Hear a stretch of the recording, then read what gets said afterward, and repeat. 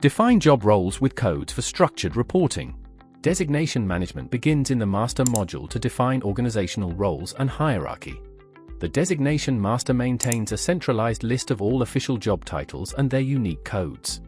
Creating a new entry registers a designation within the production system. The designation name defines the employee's role and responsibilities on the production floor.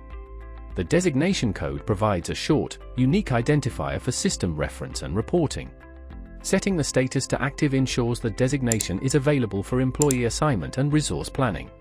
Saving the record updates the global registry and synchronizes role data across the production environment. This standardized classification enables precise access control and accurate reporting within the organizational structure. Thank you for watching. Connect with us to see this in action.